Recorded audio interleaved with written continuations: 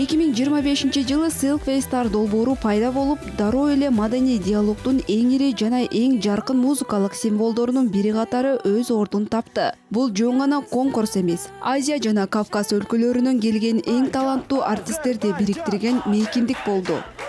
Долбоордун финалы Астанада өтүп, кеченин ардактуу коногу Казакстандын эл артисти Димаш Кудайберген болду. Дал ошол жеңүүчүнүн атын жарыялап, бул учурга өзгөчө кесиптик маанай берди. Кезени. Жарык жылдызы Димаш мырза айтсын. Димаш мырза. Деп айтууга толук негиз бар деп ойлоймун. Және де Стар жобасының жеңімпазы Монголия Мишель Джозеф! Жеңиш Монголиядан келген катышуучу Мишель Джозефке буйруду. Анын таланты жана харизмасы эл аралык калыстар тобунда көрүүчүлөрдү да багындыра алды. Долбоор Казакстанда Жибек жолу телеканалына гана эмес, Азербайжан, Тажикстан, Кыргызстан, Монголия, Өзбекстан, Грузия жана башка өлкөлөрдүн телеканалдарынан да көрсөтүлдү. Эфирлердин жана стримдин жалпы аудиториясы дүйнө жүзү боюнча 100 миллиондогон көрүүчүлөрдөн ашып, Selfie маданияттар менен өлкөлөрдү байланыштырган чыныгы медиа көпүрөгө айланды.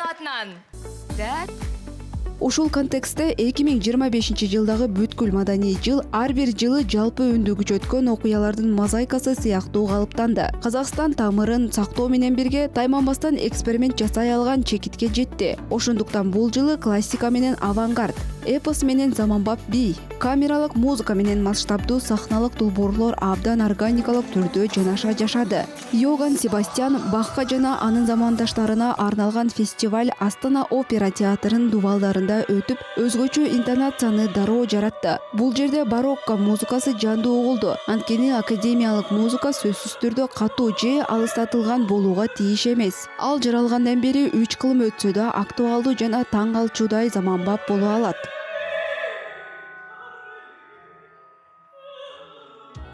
Знаете, недавно я услышала импровизации джазовые на тему Баха. Жакында мен Бахтын темаларына жазылган жаздык импровизацияларды уктум. Ошондо анын чындап эле түбөлүктүү экенин түшүндүм. Кайсы доордо, кайсы мезгилде жаңырбасын анын музыкасы ар кандай угулушу мүмкүн. Ошондуктан ал угармандардын кеңири чөйрөсүнө кызыктуу. Мени өзгөчө таң калтырганы анын музыкасы джаз менен канчалык гармониялуу айкалышып кеткени болду. Поразило, что как гармонично его музыка ложится на джаз.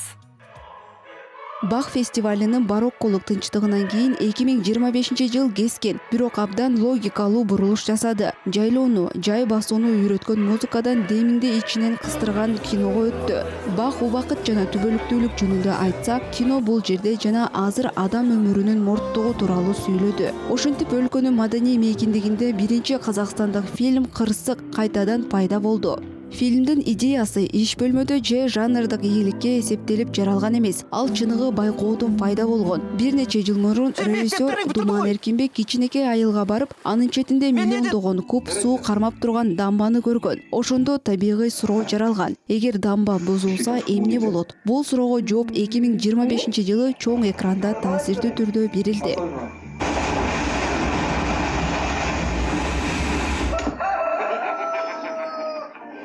Бул фильм тек катастрофа жайлы эмес. Балким бул кырсык тууралуу фильм деп уккандырсыздар. Бирок чындыгында бул жердеги кырсык жөн гана курал, окуяларды жеткирүүнүн жолу. Ал эми фильмдин өзөгү биз жөнүндө, чоң ою тууралуу, биздин эл жөнүндө, Казакстандын эли жөнүндө.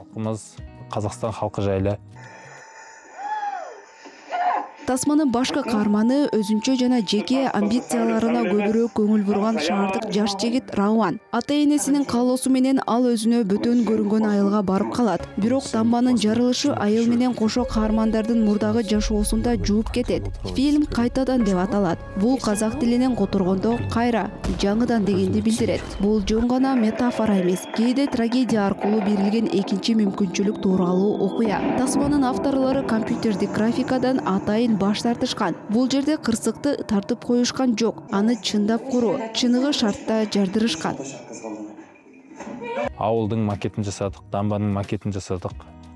Соны жардық. Ол бірінші түсіргеннен ақ жақсы болып Биздин айылдын макетин, дамбанын макетин жасап, анан аларды жардырдык. Биринчи дубалдан эле керектүүдөй болгон жок. Бир нече жолу кайталадык. Бул эпизоддор эң оор болду. Дагы бизде айылдын орду деген сахна бар. Айыл суу менен жууп кеткендей көрүнүштү жаратыш үчүн чоң аймакты сууга толтурдук. Бул жерде актерлорго ойноо абдан кыйын болду. Анткени биринчиден суу абдан муздак эле. Экинчиден сахнанын өзү эмоционалдык жактан өтө оор болчу.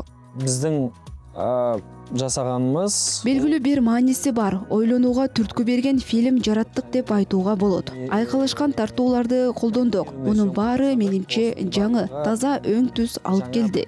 алып келген шығар деп ойлаймыз. Табият күчү ашыкча нерсенин баарын жууп, адамды өзү менен өзү калтырган кинодон кийин 2025-жыл дагы бир жолу интонациясын өзгөртөт. Камера сахнага орун берет, сөз кыймылга, ал эми реалдуулук мифке айланат. Ошентип маданий күн тартибине Козу Көрпөш жана Баян Сулуу балети кирет. Бул Казакстанда ар бир адам бала кезинен бери билген тарых, бирок ал заманбап дүйнөлүк балеттин тили менен баяндалат. Сүйүү, өлүм жана үмүт, кылымдар бою сүрөтчүлөрдү толкундаткан түбөлүктүү темалар. Балетмейстер Георгий Ковтун үчүн казак эпосу экзотика эмес, жашоонун маңызынан издөөгө боло турган жандуу материал болуп калды.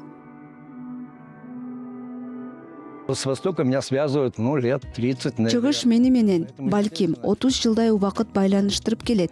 Ошондуктан бүгүн бул өлкөгө абдан ыраазымын. Тактап айтсам Казакстанга, балким силер билесиңер, мен келген жакта азыр абал анча жакшы эмес. Ал эми бул жерде мен эркин чыгармачылык менен алектенип, спектакль коюп, эркин сүрөтчү боло алам. Ошол мүмкүнчүлүк үчүн ыраазымын. Быть свободным художником. Балет Астана балет театрынын сахнасында жаралды. Спектакльдин музыкасын Актооту Райымкулова жазды. Композитор үчүн улуттук уламыштын үстүндө иштөө жөн гана кесиптик милдет эмес, терең жеке тажрыйбага айланды.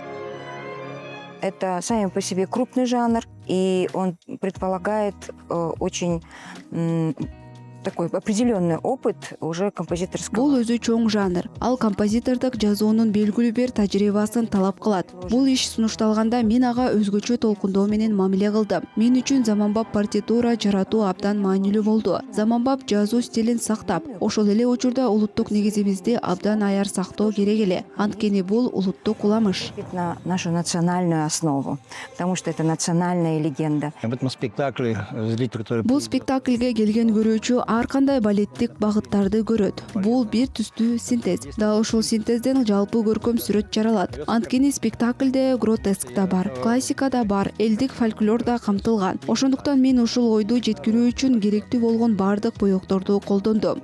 Я пользовался теми красками, которые необходимы, чтобы донести ту мысль, ради которой я ставил этот спектакль.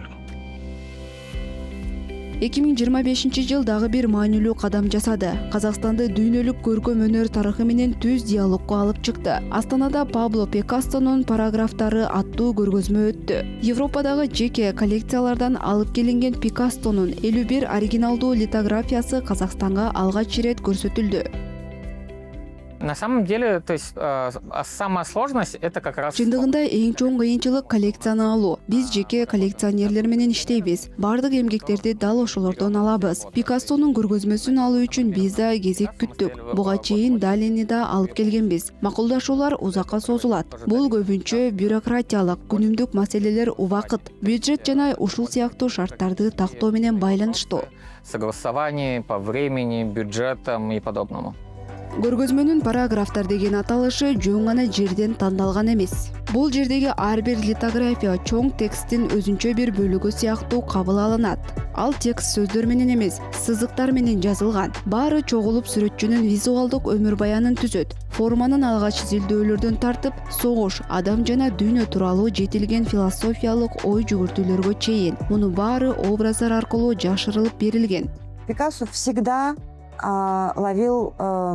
Пикассо бүгүнкү тил менен айтканда ар дайым өз көз карашын ачык айтууда, хайпты кармай билген. Анткени ал коомдук пикирге көз каранды болбой, өз оюн айтууга өзүн жетиштүү деңгээлде эркин адам деп эсептеген. Ошондуктан режимдердин күрөшүү маселеси аны испан катары да, сүрөтчү катары да, жаран катары да, пацифист катары да абдан тынчсыздандырган. как художника, как гражданина и как пацифиста, естественно, вопрос борьбы режимов очень сильно волновал. Пикассонун сызыктарда түбөлүккө бекитилген ойлорунан кийин маданият кайрадан тирүү дененин мейкиндигине чыгат. Сызык эми сүрөт болбойт, кыймылга айланат. Эми сахнадан адамдардын ортосундагы мейкиндикке өтөбүз. Ал жерде залда, кол чабууларда жок. Ал жерде кадам, тыным, көз караш жана тангонун кумары гана бар.